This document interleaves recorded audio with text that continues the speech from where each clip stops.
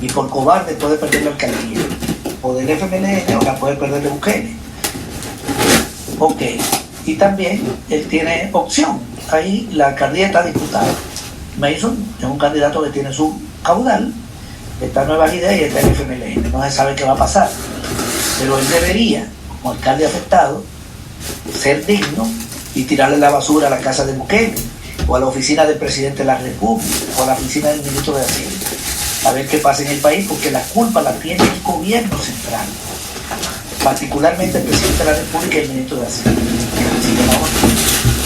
Eso va a pasar en otras alcaldías que van a tener dificultades para recoger la basura, para tirar la basura. A eso está conduciendo Bukele al país, en el marco de una pandemia, a otra crisis sanitaria, porque eso es lo que va a traer es promontorio de basura y todo lo que eso trae, moscas, mosquitos, enfermedades. Es decir, estamos ante un desastre provocado por el presidente de la República, y yo espero que eso tenga su costo político, porque lo está haciendo adrede. Bien, entonces eso quería decir yo sobre el tema del pago y del dinero. Vamos a ver qué pasa si al final se declara o no se declara este asunto de la deuda. Otra pregunta que me hacías era el de las remesas, que alcanzan cifras extraordinarias. No, las remesas no han crecido.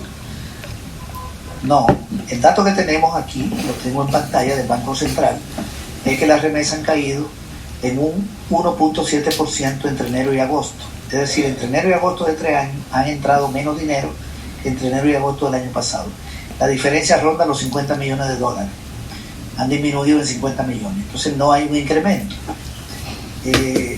Falta todavía saber qué pasó en septiembre y qué va a pasar octubre, noviembre y diciembre con el envío. A lo mejor César Villalona, te aclaran, aquí están pidiendo un aclaramiento, y lo que dicen ahí de las remesas se refieren a los últimos 3 meses que superan en récord a los 3 meses del año pasado. Sí, ok, muy buena aclaración. Sí han crecido. Yo tengo el dato aquí, en el primer mes crecieron un 6%, en febrero 11%, y después vino una caída. Y luego han crecido 9, 14 y 18. Es un crecimiento muy fuerte, el que tuvo en agosto. El acumulado en el año no ha aumentado, pero en agosto sí, 18.72. Puede ser, de acuerdo a la tendencia que estamos viendo desde junio, que al cerrar el año, si sigue ese ritmo, cerremos con más remesas que el año pasado. Eso podría ocurrir. De todas maneras, la tasa de crecimiento el año pasado tuvo por 7, 8%. Este año, si crece, creo que va a ser un poquito menos. Por la drástica caída que tuvo en los meses más fuertes, que fueron marzo, abril y mayo. Ahora bien, las remesas no son una fuente importante, pero no son la fuente más importante del funcionamiento económico. Las más importantes son las exportaciones. Las remesas superan los 5.000 millones, el año pasado tuvieron por 5.600, las exportaciones se acercan a 7.000. Con los servicios, esas se han desplomado de un 24%, por más de 1.000 millones. Por cierto, por primera vez en la historia de El Salvador, por primera vez, las remesas han superado las exportaciones hasta agosto, o sea, van más altas. Las exportaciones van en 3.093 millones y las remesas 3.635. Ese es un dato nuevo de la economía salvadoreña, pero tiene que ver con el desplome estrepitoso que están teniendo las exportaciones de todos los rubros, industriales, agrícolas y prácticamente hacia todos los países. Hay un rubro que no está mal, que es el azúcar, es el único. Ok, entonces la caída de las exportaciones es tan grande que supera la recuperación de las remesas. Las remesas van a ser más o menos las mismas que el año pasado, con tal vez un poquito más cuando cierre el año. Pero las exportaciones caen más de $1.000 millones. Es terrible. Y la otra variable más grande del ingreso de la gente, ya del ingreso, porque cuando hablamos de exportación es ingresos que van a las empresas, aunque con eso pagan salario. La variable de ingresos de la gente más grande es el salario. El salario al año anda por los 8.800 millones, se acerca a 9.000. Las remesas son la segunda fuente de ingreso de la gente. La tercera son las pensiones y y los créditos. Los salarios están congelados. A quienes tienen empleo, se lo tienen congelado, pero han perdido el empleo entre febrero y junio, no hay datos más actualizados, 75.000 personas. Solo entre febrero, antes de la pandemia, y julio, 75.000. La ANE habla de 85.000, pero habla de junio a junio. Junio cuando tomó Bukele posesión y junio de este año son 85.000, porque él despidió casi 10.000 empleados públicos el año pasado. Entonces, el salario como parte de la masa, como hay 75.000 personas que no están recibiendo salario, la masa salarial está bajando. La remesa se mantiene, digamos, van a ser iguales, un poquito mayor, pero la caída de la masa salarial va a ser fuerte, aunque siempre los salarios van a ser una variable más grande. Entonces lo de la remesa no es suficiente, porque la caída de las exportaciones y el problema salarial es muy grave, y por eso la economía no va bien. En el segundo trimestre del año la producción cayó 19%, ya está el dato del Banco Central, y hay un estimado de caída de la producción en el año de la ANE de 12%, de FUSADE, de la CEPAL de 8.6%, y el gobierno está hablando de 7.1%. Bukele lo está poniendo más chiquito, pero una caída, porque es negativo, menos 7.1%. Entonces tenemos un año mal, la remesa no compensa, aunque se mantenga, porque todas las demás variables están golpeadas. Y 61.000 personas no están cotizando en las AFP. Estamos en un escenario bastante negativo de crisis. Eso era lo que quería comentar sobre este punto. Hay un gran esfuerzo de la población salvadoreña en el exterior. Las remesas vienen sobre todo de Estados Unidos. Una parte importante, más o menos 10%, viene de Canadá. Entonces, que no se desplomen las remesas en el año, como van a cerrar con un poquito de crecimiento, que hayan mejorado en estos meses, expresa la gran solidaridad, el gran apoyo que le dan los compañeros, las compañeras salvadoreñas que se van a vivir al exterior o que viven en el exterior, a sus compatriotas que viven aquí, a sus amistades, a sus familiares en general y sus amistades. Las remesas van sobre todo a la familia, pero también a amigos, amigas. Si no, este país se hubiera hundido más. Está bastante golpeado, pero hubiera sido peor sin esa solidaridad de los compañeras y las compañeras que viven en el exterior, o la patria en el exterior, como dice Nelson Martínez. Muy bien, había otra pregunta. Pero César. Ajá. Antes de que te movas a la otra, desde Canadá necesitan ayuda y hablan de que si podés explicar un poquito lo del azúcar, porque dice Ángel Bolaños, dice que lo del azúcar, ¿cómo se puede explicar si es monopolio de unas 3 familias? ¿Y eso en qué beneficia al salvadoreño de a pie? ¿En qué beneficia al sector informal, que es más del 80%? ¿Cuál es una explicación así de ABC para que la entienda el que no tiene tal vez algún grado de universidad? Nos mencionan que están los Great, los Regalado Dueñas, los Salaverría, los Hills. Esos son los cañeros, los que tienen todos los ingenios.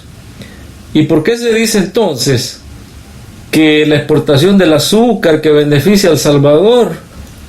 ¿Cómo se entiende eso? Ok, yo no decía exactamente que beneficiaba a El Salvador, sino que es el único rubro de exportación que no ha caído. Las exportaciones han caído 24%, las agrícolas casi 4%, el café 2%, la maquila 38%, drástica. De otros productos industriales 7%, pero aparece un rubro, que es el azúcar, que es el único que no ha caído. Ha aumentado 6.78%. ¿A qué se debe que no haya caído la exportación de azúcar? Es un rubro que sigue siendo demandado del mercado internacional y se sigue exportando. Está la exportación a China, que en todos estos años superó a Estados Unidos como consumidor de azúcar salvadoreña. La economía de China ha bajado un poquito, pero es una de las pocas que tiene crecimiento en el mundo, igual que la de la India, que no va a tener tasa negativa de crecimiento. Entonces la explicación está en que ese producto en el mercado internacional no ha bajado su demanda. Es un producto importante. Ahora bien, ¿quién se beneficia fundamentalmente de la exportación de azúcar? Se benefician fundamentalmente los dueños de la industria azucarera, o sea, de los ingenios, que son 4 familias, que son las familias Regalados, que son dueños del 45% de las acciones de los ingenios. Son dueños de los 2 ingenios más grandes que tienen el 45% de la producción.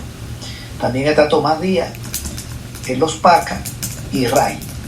Ahí está concentrado, aunque hay algunas cooperativas de Confra que tienen acciones en el ingenio La Cabaña, que está ahí por el Bajo Lempa.